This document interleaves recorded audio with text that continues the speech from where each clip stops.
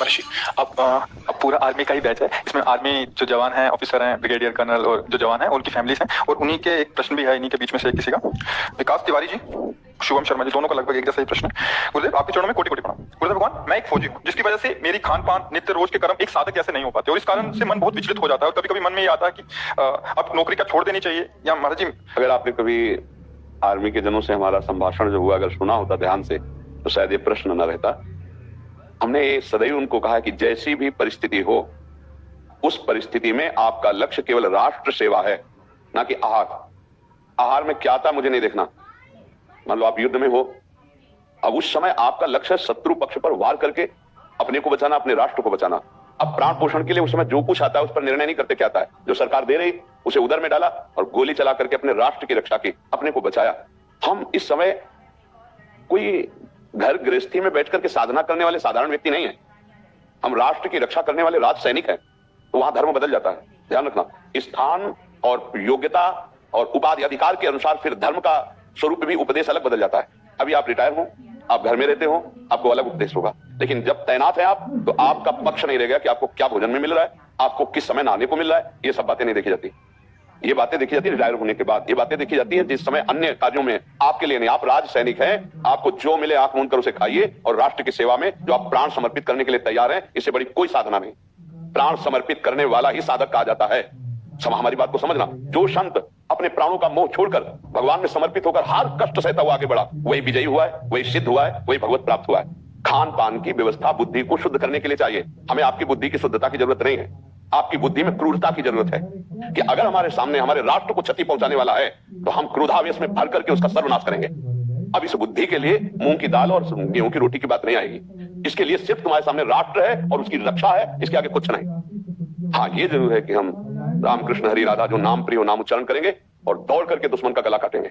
इसके लिए हमें जो भी आहार, जो भी बल, जैसे भी रखा जाएगा, हम राज सैनिक हैं, कोई स्वयं स्वतंत्र नौकरी पेशा वाले नहीं। आप लोग अपने जीवन का बलिदान किया, आपकी बराबरी कोई भी नहीं कर सकता, क्योंकि जीने के लिए व्यापार है, जीने के लिए और भी तरीके। आप हमारे राष्ट्र सेवा में गए हैं तो जीने के लिए नहीं गए, राष्ट्र रक्षा के लिए गए। अब राज्य सरकारी विधान में आपको कैसा भोजन मिलता है, कहां खड़े किया जाता है, इसका प्रश्न नहीं है। आप राष्ट्र सेवा में कोई भी आपकी समानता करने वाला नहीं। जैसे एक संत अपने जीवन को तपस्या के द्वारा तपा करके सर्व मंगल की भावना करता है, वैसे ही आप हर कष्ट सह करके हमारे राष्ट्र की पूरी रक्षा की जिम्मेवारी आपके कांधे पर है। अब वहां प्रश्न नहीं बनता मेरा मन दुखी होता, मुझे क्या भोजन मिलता है। नहीं, जैसा भोजन मिले, जैसे वस्त्र मिले, जैसी परिस्थिति मिले, जब तक हमें सरकारी सेवा ये है, तब तक हम प्राणों की बाजी लगाकर खड़े, और यही हमारी साधना है। उसके लिए आपको नीचे उतर कर बात नहीं करनी कि हमको नहाने को नहीं मिलता। हमको प्रश्न है, कह रहे जम्मू कश्मीर में वहां बर्फी बर्फ 1-2 हफ्ते बिना स्नान के हो जाता है। वो हम कह रहे हैं, पहले कह रहे हैं हमें स्नान करने को नहीं मिलता, हमें सुबह बैठ करके जब करने को नहीं।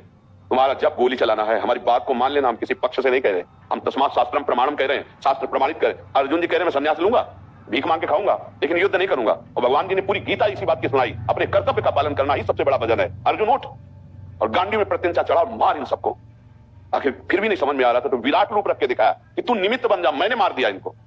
बस देखो, दयालु हृदय राज सैनिक का नहीं चाहिए। पहली बात समझ लो, कहां दया करनी है, कहां नहीं करनी है। अगर आपका भोजन एकदम सात्विक हो जाए, तो आपकी हिम्मत नहीं कि आप गला काट लो। एक बात हमारी ध्यान रखना, सात्विक एकदम भोजन हो जाएगा जैसे संत महात्माओं का होता है, थप्पड़ जमा दो तो लौट के थप्पड़ जमाने की हिम्मत नहीं है, नहीं होगी।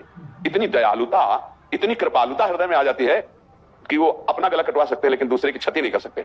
आप राष्ट्र सेवा में, आपको इस दयालुता की जरूरत नहीं है। आपको जो हमारी दयालुता से हमको गति मिलेगी, तुम्हारी को क्रूरता से मिलेगी। शत्रु पक्ष पर टूट पड़ना, अपने प्राणों की बाजी लगाकर और उसका नाश कर देना। तो जब तिरंगा फहराएगा ना, तो आप विजयी हुए। चाहे आपका शरीर पूरा हुआ है या शरीर है, लेकिन वो आपकी सदगति होगी, क्योंकि राधा नाम चल रहा है, कृष्ण नाम चल रहा है, और राष्ट्र के लिए समर्पित पक्का। इसमें पक्का विश्वास कर लेना, इसमें कोई संशय मत रखना। तुम्हारे किसी पक्ष की बात नहीं कह रहे, ये शास्त्र की बात कह रहे हैं। बस इसके आगे आपको कोई प्रश्न नहीं होना चाहिए इस बात के लिए। हाँ, आगे बोलिए। गुरु जी, एक संशय था, जैसे कि हम जब से आपको नहीं जाना, उससे पहले हमारी व्यवहार फौज में कुछ और थी, तो आपके आने के बाद हमने कुछ अपनी व्यवहार में मतलब ऑटोमेटिक बदलाव आने लगे। तो लोग बोले तुम्हें क्या कर रहे हो, शांत रहते हो, किसी से बात नहीं करते हो, ये अपने आप में क्या गुमसुम रहते हो। मतलब लोग काफी ज्यादा निंदा करते हैं, जिससे काफी बेचैनी होता है। गुरु देखो, इसमें तुम्हारी गलती है। क्या गलती है? जो हमारे अंदर की प्रवीणता, उसको छुपाना सीखना चाहिए, और व्यवहार में ऐसे रहना चाहिए कि तुम्हें कोई पहचान न पावे कि तुम क्या हो। जैसे समुद्र की थाह नहीं लगाई जा सकती, ऐसे ही साधक का या जवान का हृदय होना चाहिए।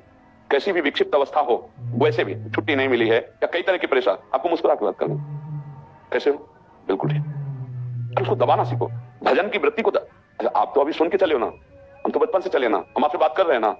हम आपको ऐसे अगर हम जैसा आप कह रहे हो, अगर वो आप है स्वभाव में, उसको दबाए हुए हैं, अभी जहां खत्म हुआ फिर एकदम अपने स्वभाव में आ गए, लेकिन जब फिर आपसे मिलना पड़ा तो हम फिर अपने स्वभाव को दबाया और आपके लायक स्वभाव बनाया।